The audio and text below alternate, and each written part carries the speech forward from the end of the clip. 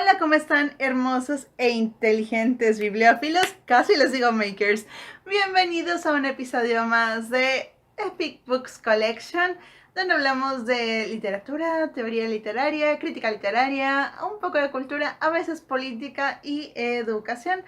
Les recuerdo que tengo a la venta mi tesis de licenciatura, Harry Potter, rememoración del Holocausto y del nazismo. Ahora, no sé por qué Amazon ahorita tiene problemas como para la versión impresa. Según yo, o sea, tiene que ver con la pandemia, pero realmente no sé. Entonces, a lo mejor les dice que no está disponible, pero está disponible en Kindle. Y lo mismo, o sea, a todo color, porque pues obviamente es el formato digital. Y no dejen de checarlo por si se reactiva la versión en físico. Entonces les dejaré el link aquí abajo. Y bueno, como ustedes ya vieron por la miniatura, todo es naranja, hasta mi blusa es naranja. Ah, esperen, todavía no saltemos a eso. Los invito a mi canal secundario Epic Books Collection, donde... No, Epic Books no, Epic Props Collection, donde hacemos props de, ya saben, películas, series, etcétera. A veces otro tipo de manualidades. Pero bueno, y tengo podcast ya con un episodio. ¡Yay! Donde hablamos de arquitectura defensiva o arquitectura hostil. Entonces, búsquenlo ahí abajo. Igual les dejo el link a los canales o páginas o instas de mis amixes. Entonces, vayan a visitarlos, denles like, síganlos, díganles de dónde vienen. Y bueno, ok, a lo que vamos. Ya sé, van a decir Epic, pero no hemos terminado Los Miserables, y así es porque mi tesis todavía se está cocinando. Pero hoy vamos a hablar de Naranja Mecánica, que está súper fácil de leer, es muy rápido, entonces por eso me dio chance de hacerlo. Y sí, este video debió salir en septiembre, pero no importa, estamos todavía a un par de días de que terminara. Así que digamos que es el video de ese mes, aunque también tendremos uno de octubre, espero. Anyway, como ya vieron en la miniatura y por el color de mi blusa, vamos a hablar de Naranja Mecánica. Si recordarán, en el video anterior les hablé acerca de la traducción y tocamos un poco la idea del lenguaje en Naranja Mecánica. En este video en particular hablaremos un poco del lenguaje, pero también de algunos otros elementos que rodean al texto. Bien, creo que tenemos un mejor ángulo aquí. En fin, entonces vamos a ello. Número 1, aspectos formales. Este libro es de, creo que les había dicho, de Minotauro, Bucket. Fácil de leer. Tiene en total unas 194 hojas, más el pequeño glosario de Nadsat, que Nadsat, recuerden, es jerga adolescente, y Nadsat también significa adolescente en sí mismo. Escrito por Anthony Burgess. Él lo escribe en 1962 y está basado en un episodio que él vivió en 1944. Según distintas fuentes, le pasó a él con su esposa y en otras solo le pasó a su esposa. Lo que ocurre es que en 1944 su esposa y él son agredidos por 4 soldados desertores, me parece que eran estadounidenses. Ellos estaban en Londres, creo. Y los golpean, abusan de su esposa. Ella desafortunadamente pierde al bebé. Y eso afectó mucho a Anthony Burgess. Aún así, él piensa y sostiene que todas las personas tienen derecho a redimirse independientemente de lo que haya pasado. Entonces, un par de años después, en el 62, él escribe Naranja Mecánica. Stanley Kubrick la lleva al cine, me parece que en el 71. Causa revuelo. El libro en la edición norteamericana, bueno, no, estadounidense, no tiene el último capítulo. Se divide en 3 partes. Son 21 capítulos en total y cada una tiene 7 partes. Entonces en la última, la edición estadounidense no tiene el último capítulo, que tampoco aparece en la película. Pero bueno, vamos a retomar esto un poquito más adelante. Les termino de contar. Anthony Burgess se interesa por la música, llega a escribir 2 sinfonías, varias sonatas, conciertos. Él desafortunadamente muere en el 63. O sea, ya hace que 28 años más o menos, la edad de mi hermanita. Pero como sea, lo que él dejó acá es algo muy interesante. Y de hecho me recuerda un poco a lo que hemos estado viendo de Los Miserables. Bueno, la novela en sí nos relata la historia de Alex. Alex Delarge, el apellido se lo dan en la peli por Alejandro el Grande, pero aquí no menciona su apellido. Es un chico de 15 años, tiene 15 años al inicio de la novela, 18 al final, que se mete en problemas. Tiene 3 amigos o drugos llamados Pete, Georgie y Dim o Lerdo, dependiendo de la traducción. Dice que es Lerdo porque realmente era torpe. Entonces, bueno, esta novela, al dividirse en 3 partes, son el inicio, que narra la vida de crímenes de Alex, que son en 2-3 días. De ahí vienen 7 capítulos cuando a él lo apresan, después de que su último crimen terminara en la muerte de una persona, y ya lo que viene después de la cárcel. Entonces son estas 3 partes. En lo primero inicia, de hecho es una novela que yo siento que tendría ciertas características de Bildungsroman. ¿Por qué? Porque el Bildungsroman se suele dividir en 3 partes, en aprendizaje, peregrinación y ya luego el perfeccionamiento o crecimiento. En la primera parte, además que esto es como un poco circular, en la primera parte están sentados en el bar Lácteo Coroba tomando Moloco o Leche Plus. Otra vez recordemos que las palabras son una mezcla de... Es una especie de rusificación del Cockney en palabras del propio autor. Entonces están tomando esto, deciden robar y van a la casa de un escritor. Y esto es importante porque otra vez reaparece. De un escritor que está en su máquina de escribir escribiendo un libro llamado La Naranja Mecánica. Y bueno, estos 4 chicos de 15 años, Alex es el más joven de 15, los otros tendrían a lo mejor 16, 17, entran y golpean al señor y bueno, básicamente reinterpretan el incidente que él tuvo con su esposa y estos 4 soldados en 1944. De ahí al día siguiente, Alex va a una tienda se salta a la escuela, va a una tienda de discos, convence a 2 niñas que lo sigan a su casa, pasan otras cosas.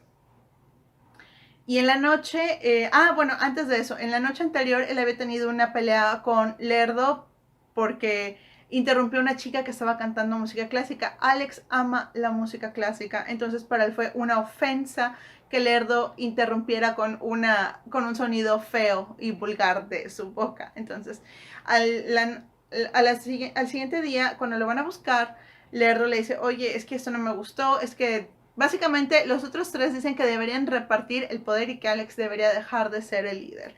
Lo convencen para ir a robar una casa. El problema es que es una casa de una viejita y Alex entra y eso es un accidente, accidentalmente mata a la viejita y sus otros amigos huyen.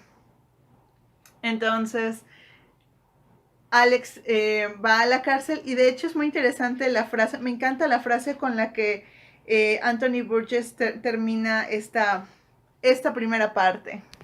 Dice, eso era todo, la había hecho buena y yo apenas tenía 15 años.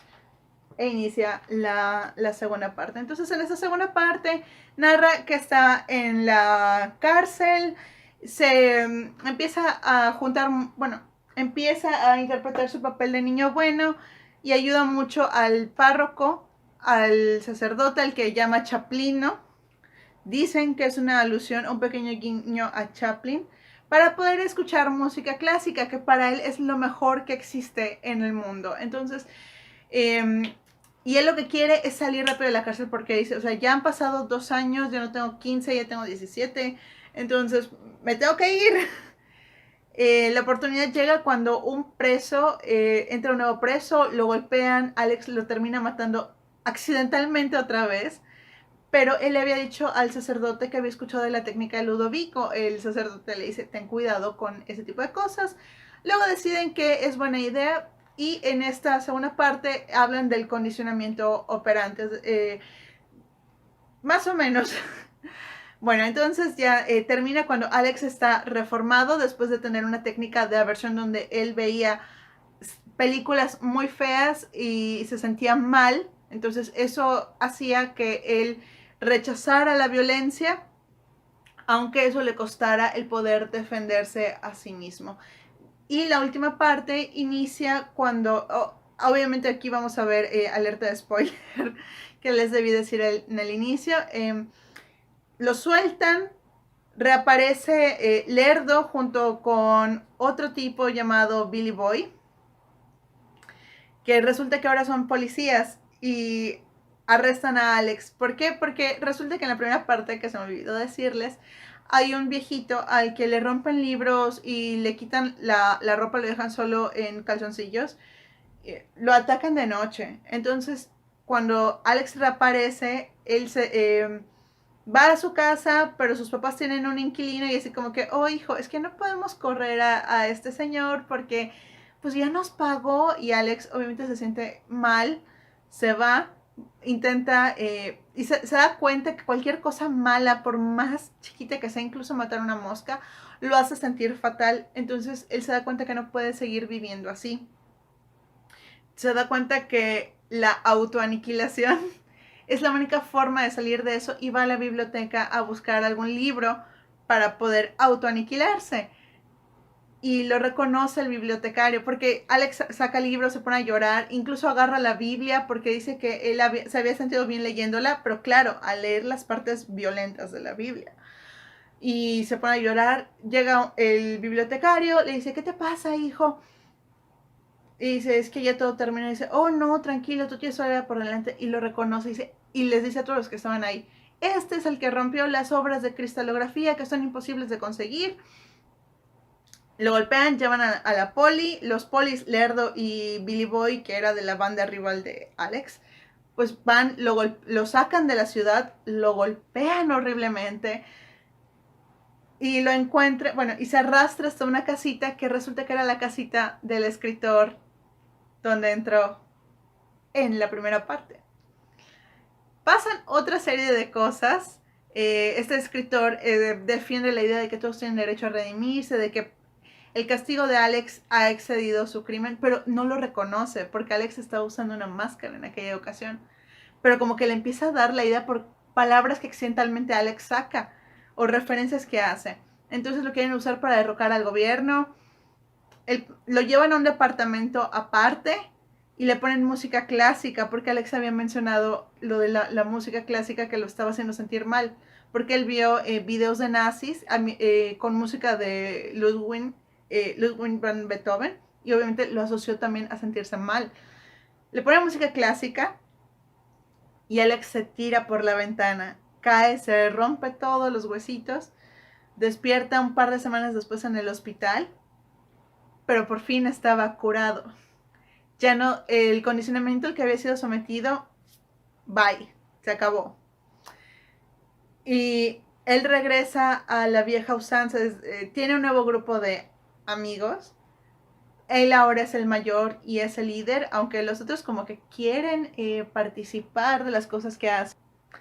Y bueno, el punto es que al final encuentran una foto, cuando van a comer, sacan su dinero y él accidentalmente saca una foto que había recortado del diario de un bebé y todos empiezan como que a reír y él se da cuenta que está creciendo, que ya no le interesa robar, que ahora lo que quiere es tener una nueva vida, esposa, hijos y cambia. Pero bueno, esto lo vamos a abordar ahorita que leamos más detenidamente los puntos de naranja mecánica.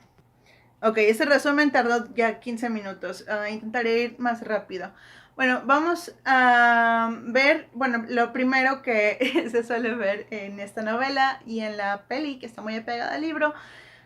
Número 1, se habla del condicionamiento. Esta técnica, no sé si ustedes recuerdan o han escuchado de Pavlov, que hacía sonar una campana y un perro salivaba. Esto se llama el condicionamiento clásico. Además es inducido. La diferencia con el condicionamiento operante es que el condicionamiento operante opera en el ambiente. Hay un grupo de acciones aleatorias que desencadenan que al darse y al recibirse una recompensa que no se esperaba, o que sí, no sé, pues empiezan a condicionarlo. Skinner lo observó a partir de algunas cosas como dejar una rata, una palanca que daba un pedacito de queso o comida. La rata accidentalmente lo hacía, apretaba la palanca y salía la comida. Es decir, operaba en el ambiente y poco a poco la rata empezó a asociar la acción con eso, en lugar de que le dieran la comida e hicieran sonar algo como en el caso de Pavlov. Entonces, se va a hablar de ese tipo de situaciones. No es tan fuerte, no está tan presente en la novela en términos de extensión, porque solo abarca la parte de la reeducación de Alex, pero ustedes deben saber que, por ejemplo, esas teorías de condicionamiento fueron de las primeras teorías de aprendizaje en surgir, y Skinner, sí, se llama como el de los Simpson.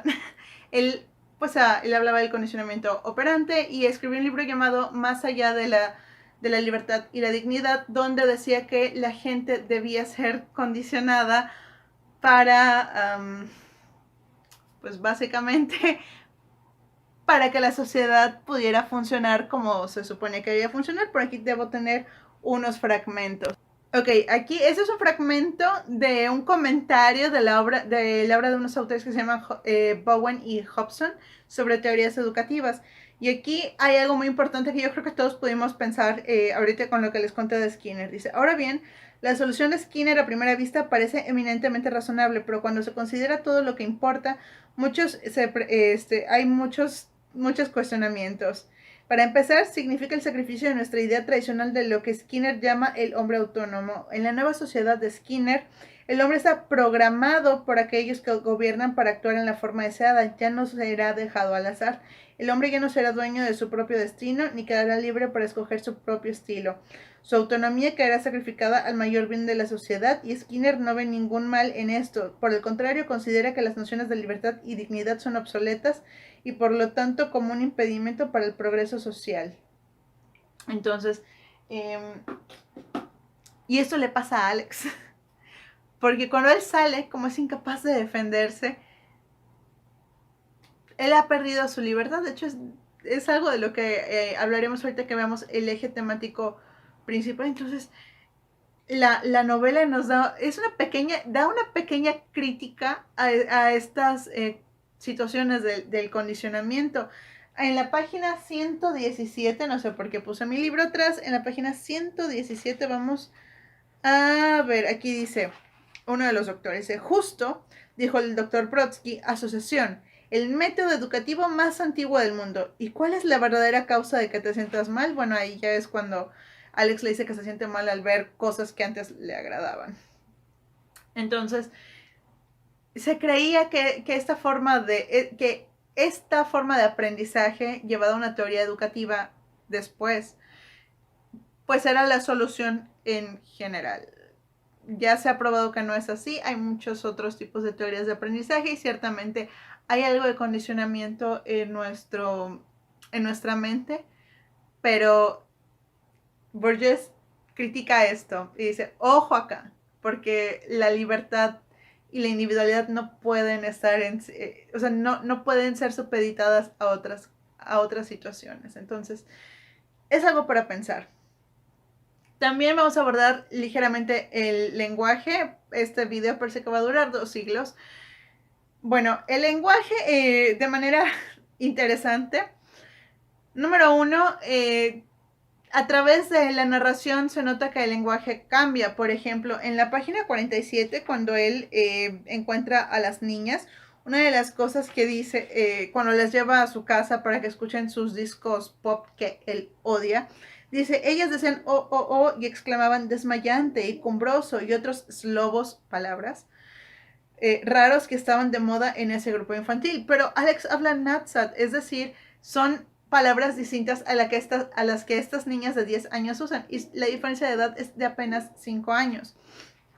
En la página 117 vamos a tener otra referencia al lenguaje. Hay, obviamente, la parte lingüística acá es muy interesante de estudiar, pero sobre todo la parte que el lenguaje cambia es lo importante.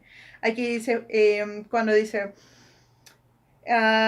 esas bestias gasñas y podridas que me han puesto en la goloba y en el ploto, repliqué, eso es, cuando le preguntan, ¿qué es lo que te hace sentir mal? O sea, esas cosas raras que le han estado inyectando cada vez que lo llevan a ver la peli. Y dice, muy curioso, comentó el doctor Brodsky, ese dialecto de la tribu, ¿sabe usted de dónde viene, Branham? Fragmentos de una vieja jerga, dijo el doctor Branham, que ya no tenía un aire tan amistoso. Algunas palabras gitanas, pero la mayoría de las raíces son eslavas. Propaganda, penetración subliminal. Entonces es como a la vista de los adultos de lo que puede ser el lenguaje de los chavos chidos del momento. Y en la página 166 también vamos a encontrar, de esta edición, vamos a encontrar otros elementos interesantes. Cuando él se reencuentra al final con Pete, cuando ya Alex se da cuenta de que lo que quiere es una esposa, hijos, se reencuentra con él, él tiene una esposa y le habla en Natsat, pero Pete ya tiene 20 años, es 2 años mayor que Alex. Entonces, dice, ¿qué? Dice, era como si nunca me hubieses luzado, o sea, escuchado. Antes dice, dije, es lo que llamamos el habla Natsat. Todos los adolescentes lo usan, señor. Esperen, no es cierto. No es en la escena de Pete. Ahorita les digo en qué escena es. Ya, me había equivocado. Es cuando el escritor, cuando le da asilo en su casita, después de que lo golpean los policías, escribe un artículo a nombre de Alex y le da su opinión para que le diga algo. Dice, es lo que llama, dice, ¿qué es? Es como si nunca me hubiese escuchado antes. Dice, dije, es lo que llamamos el habla natsa. Todos los adolescentes lo usan, señor. Así que este beco se fue a la cocina a lavar los platos, bla, bla, bla. Aquí estamos otra vez con estas diferencias lingüísticas generacionales, como el GPI, que yo pensé que era como lo de GPS, pero aparentemente es gracias por invitar, y otros vocablos que han salido en su mayoría de Reddit, como OP o cosas u otras cosas similares que, por ejemplo, cuando yo estaba en la secundaria, pues estaba muy de moda el LOL o el ello, en lugar de decir hello, era, o sea, ello, y otro tipo de vocabulario. El vocabulario es generacional y va cambiando. Entonces, esto se muestra acá, y ya cuando reencuentra a Pete, lo saluda y le habla en Natsat, y la esposa se ríe de, tú hablas eso también. Dice, es que era nuestra forma de comunicarnos cuando éramos jóvenes. Como si fueran muy viejos a los 20, o sea, no. Pero bueno, entonces esto es lo interesante en la parte lingüística.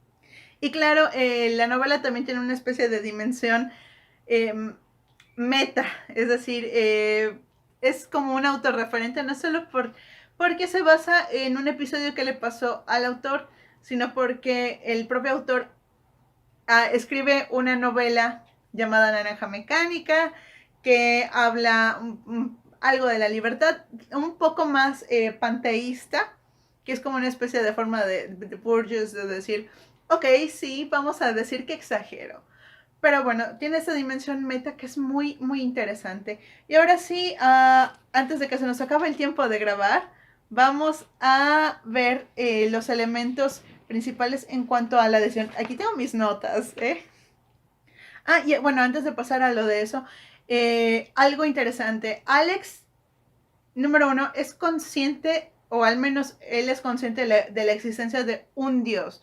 No podemos decir que sea el Dios cristiano, pero es consciente de la existencia de algún tipo de divinidad de acuerdo con él. Número 2, él ama la belleza. Y hay algo muy interesante.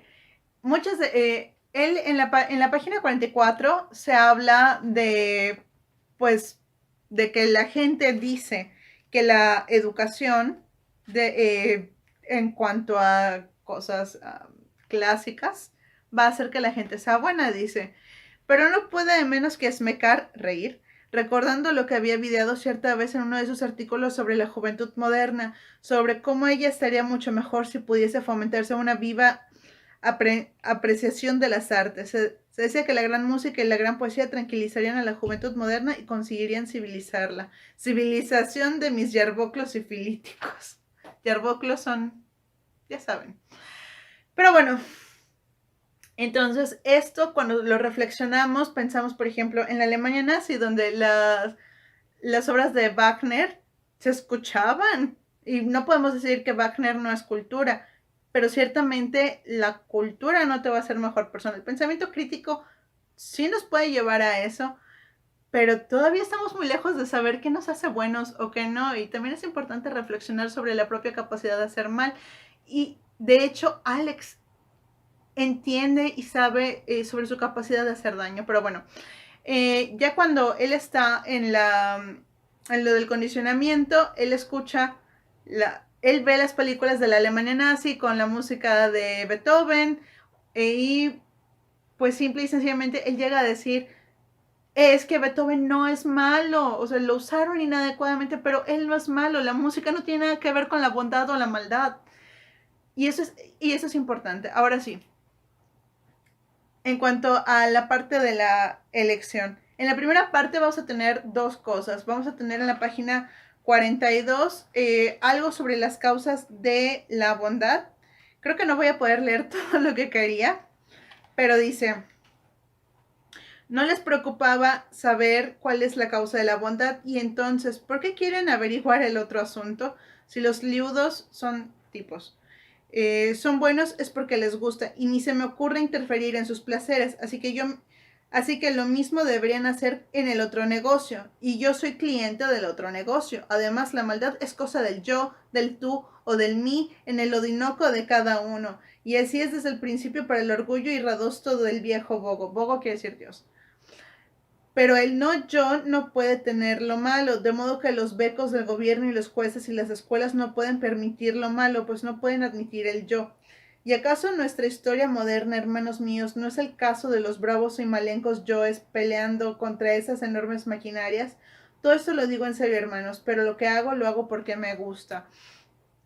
Otra vez, Alex es consciente de la maldad que hace y reconoce que una sociedad no puede estar conformada por individuos como él, porque sería imposible.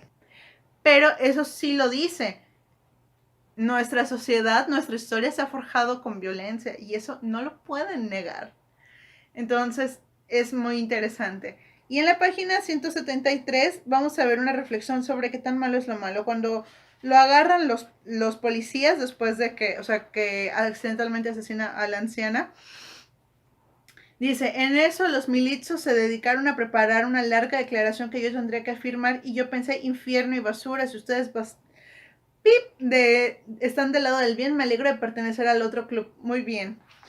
O sea, porque además lo habían estado golpeando. Y eso es como, ¿qué tan malo es lo malo? ¿Qué tan bueno es el bien? Se supone que un poli debe representar el bien. Entonces, ¿por qué hace algo malo como golpear a Alex? Porque en teoría eso viola sus derechos. Deben condenarlo a una pena justa y no ponerse a golpearlo. De acuerdo, o sea, según el pensamiento de Borges. Entonces, Alex dice, me alegro de ser malo porque al menos yo soy honesto y soy congruente con lo que hago y lo que pienso. Ya en la tercera parte vamos a encontrar más cosas. Por ejemplo, cuando él está ayudando al chaplino, al sacerdote, él dice que le gusta la Biblia porque vienen cosas violentas. Entonces, uno no asociaría ese libro con la violencia, pero hay mucha violencia. Yo ya la leí, Génesis, Apocalipsis, sí hay muchas cosas violentas ahí. Y a Alex le encantaba, le encantaba ese tipo de cosas. Y llega a criticar incluso una parábola que narra el Chaplino, que es la de el que construye su casa sobre la arena. Y Alex dice que le pareció la cosa más estúpida, porque ¿qué tipo de persona construiría su casa sobre la arena? Y qué mal plan de la gente que lo rodea, de que no le puede decir, oye, tu casa está sobre la arena, se va a destruir. O sea, y como que a Alex no le entraba en la cabeza. Aunque claro, también esto es una especie de autorreflexión, sin serlo, porque es lo que todo el mundo siempre le intentó decir a Alex, no seas violento porque vas a terminar mal. Y Alex no hizo caso. Entonces, es un poco metarreflexivo esto.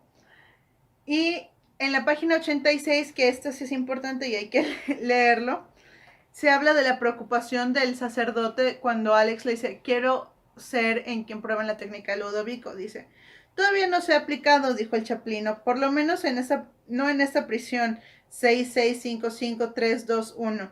Él mismo tiene graves dudas del asunto y he de confesar que yo las comparto.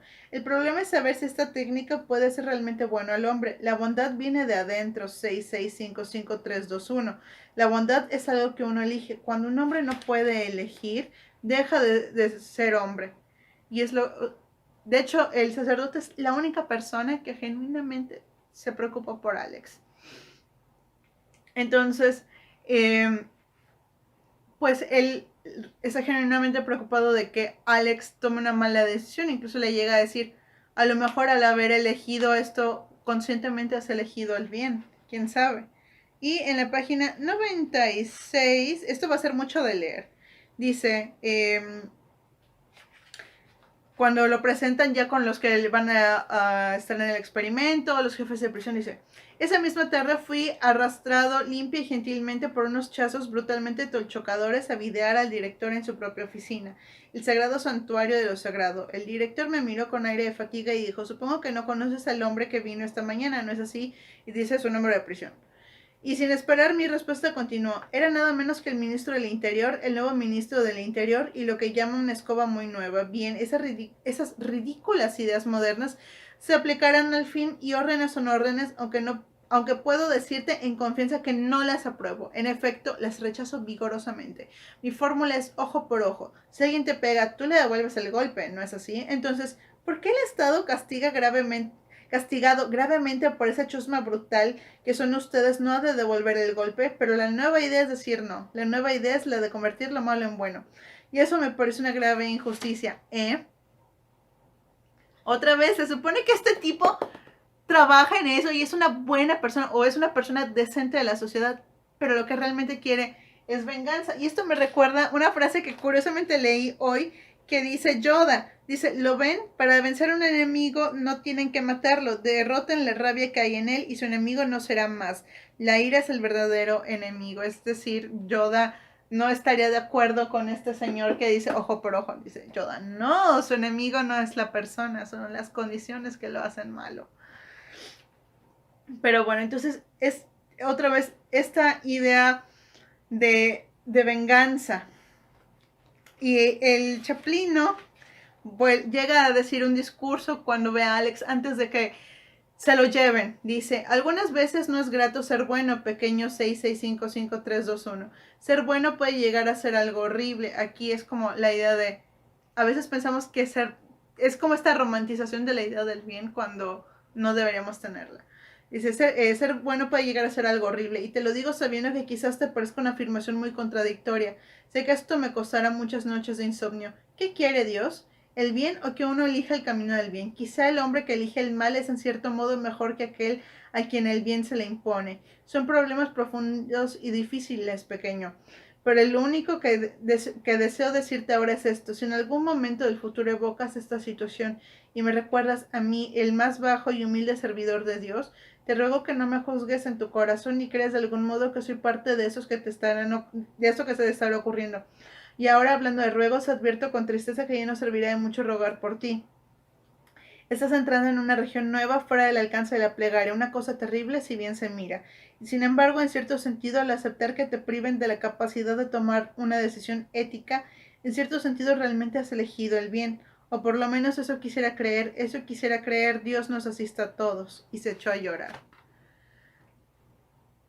Otra vez, la idea de la elección. ¿Quién es peor? ¿El que elige el bien porque no conoce otra cosa?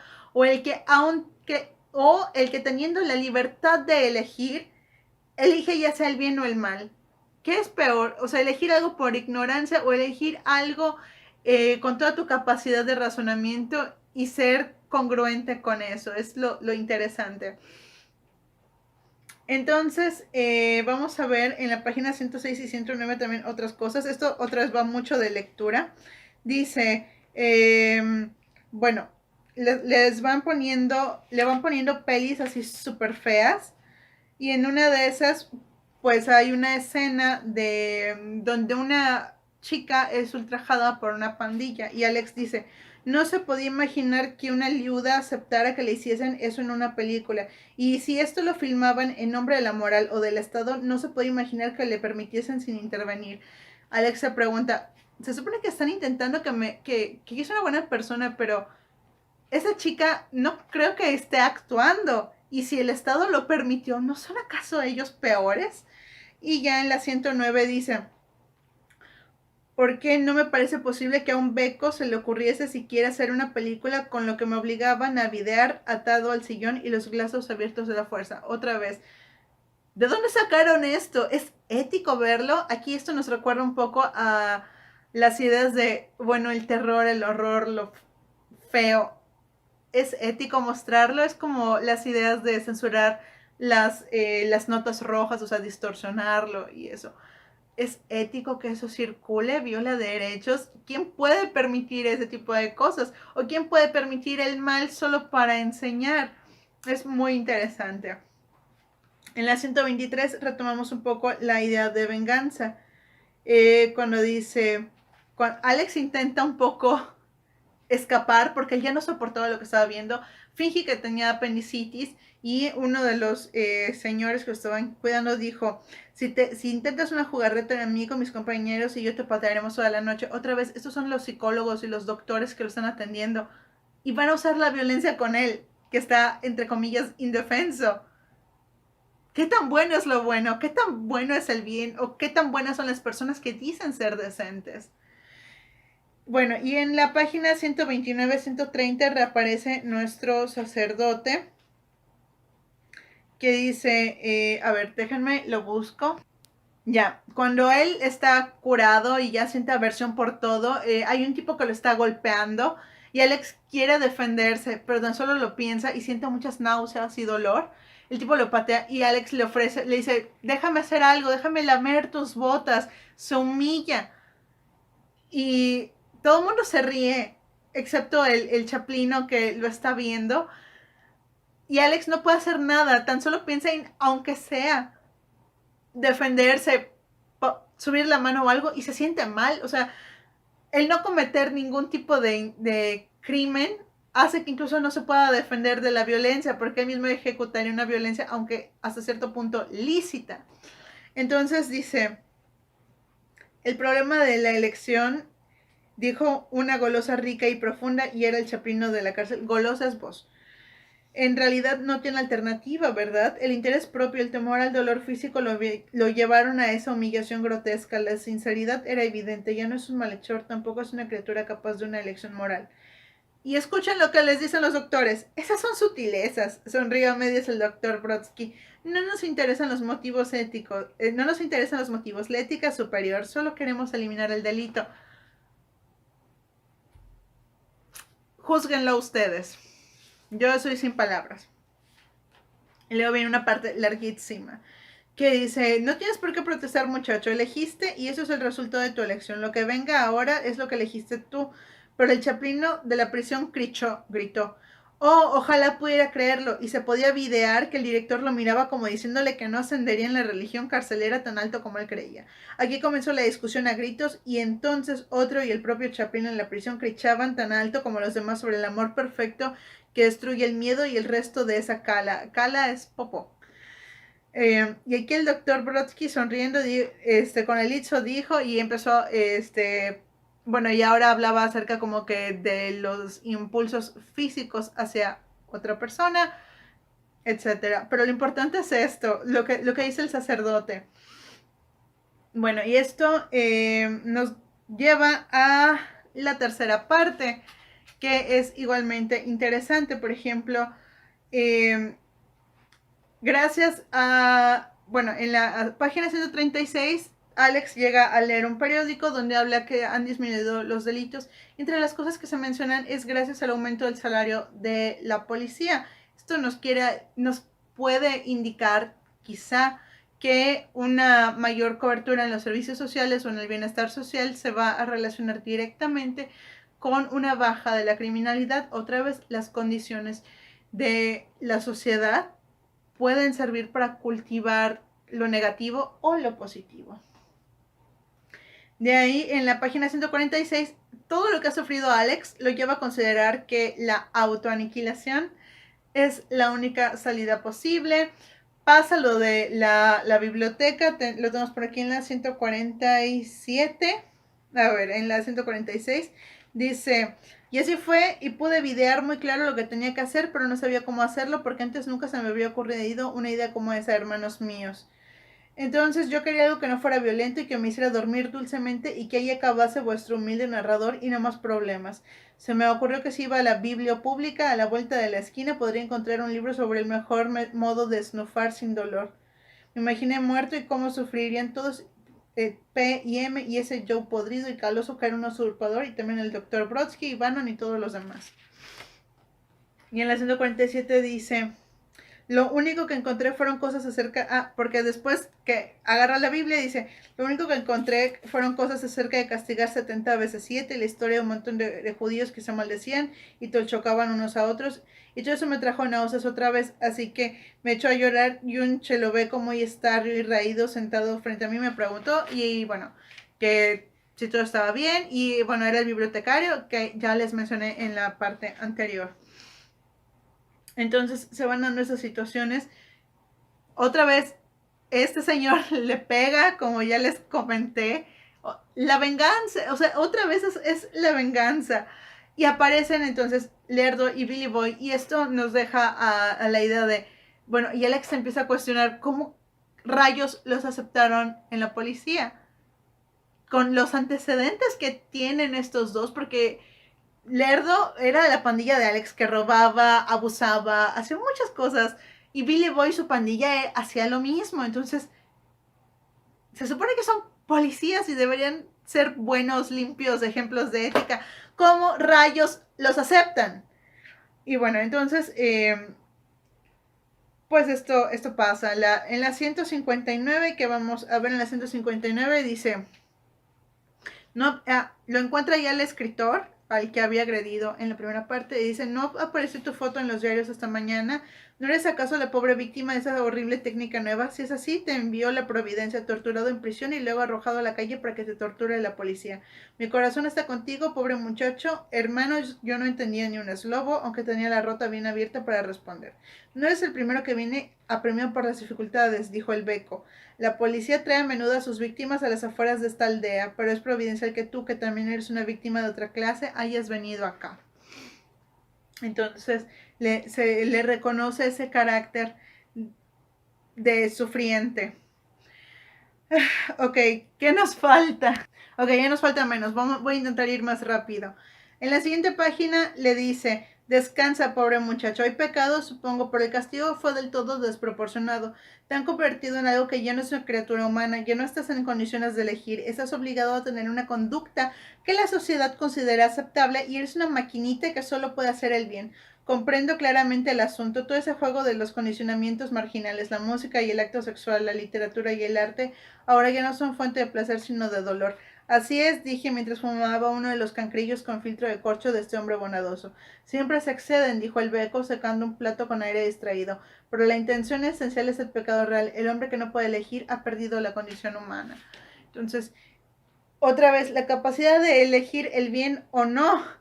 Y el castigo fue excesivo al crimen. Esto nos ayuda a recordar a nuestro viejo amigo Víctor Hugo y todo lo que él pensaba acerca de la capacidad de la gente de regenerarse y de cambiar. Víctor Hugo también lo dijo, así que no estamos tan alejados de nuestro libro anterior. Y bueno, entonces ese tipo de cosas. Y este señor continúa diciéndole: me parece que ayudarás al derrocamiento de este gobierno que nos aplasta. Convertir a un joven decente en un mecanismo de relojería no es ciertamente un triunfo para ningún gobierno, excepto si se siente orgulloso de su propia capacidad de represión. Aquí vamos a tocar elementos políticos. Entonces, es otra vez la idea del bien a toda costa. No es bien. Lo bueno a toda costa, o atacando a la libertad personal no es bueno. Claro, la libertad es una idea muy nueva o muy moderna. En la Edad Media, si alguien liberaba a un siervo, decía, ¿por qué me odias, señor feudal? ¿Por qué quieres que yo muera allá fuera de este feudo? Esta idea de libertad surge con la Revolución Francesa, otra vez los miserables, y es en lo que estamos en esta cultura occidental. ¿Vale? Pero otra vez, el bien a toda costa no es el bien. Y este bien que representa a este señor tiene una agenda, porque él quiere usar a Alex, como ya les comenté, para derrocar al gobierno. Parece que iban a haber elecciones o algo por el estilo, entonces quería que esta gente no se pudiese reelegir. Entonces este bien tal vez no es tan bueno porque tiene su propia agenda y piensa usar al pobre Alex. A ellos no les interesa Alex en verdad, solo lo quieren porque es su mascota básicamente. Entonces aquí hay algo muy interesante que ocurre, que lo podemos enlazar con algo que ocurre en nuestro propio mundo. Dice, F. Alexander, así se llama el escritor al que atacó Alex. Dice, se aferró al borde de la mesa y dijo apretando los subos calosos y todos manchados con el humo de los cancrillos. Alguien tiene que luchar, hay que defender las grandes tradiciones libertarias. No soy hombre de partido, pero si veo la infamia procuro destruirla. Los partidos nada significan. La tradición de libertad es más importante. La gente común está dispuesta a tolerarlo todo. Sí, es capaz de vender la libertad por un poco de tranquilidad. Por eso debemos aguijonearla, pincharla. Nosotros sufrimos la paranoia estadounidense después del 9/11. Ya no puedes ingresar con productos de belleza o de cuidado, ni tu agua, o no sé, leche materna, o cosas por el estilo, solo porque un par de personas hicieron algo terrible. Definitivamente fue terrible. Muy malo. Al igual que la guerra que siguió después de eso, que además mató más inocentes. Pero la idea del control, solo paz, pues no está tan bien. Y eso nos lleva a la idea de más allá de la libertad y la dignidad de Skinner. Estoy alcanzando mi límite máximo de grabación. Bueno, el punto aquí es, ok, Alex se intenta suicidar, no se suicida, esto sirve para que cambie. Se da cuenta que nadie lo quería realmente y entonces el que reaparece es el Chaplino. Y dice que después de ver lo que vio tuvo que renunciar a la prisión. Alex crece, se da cuenta que lo que estaba haciendo estaba mal. Bueno, lo que ya les conté en la primera parte. En fin, pues eso fue todo de Naranja Mecánica. Yo espero que lo lean, disfrútenlo, compártanlo, denle like, suscríbanse y nos vemos hasta la próxima. Perdón por este final tan abrupto, los quiero.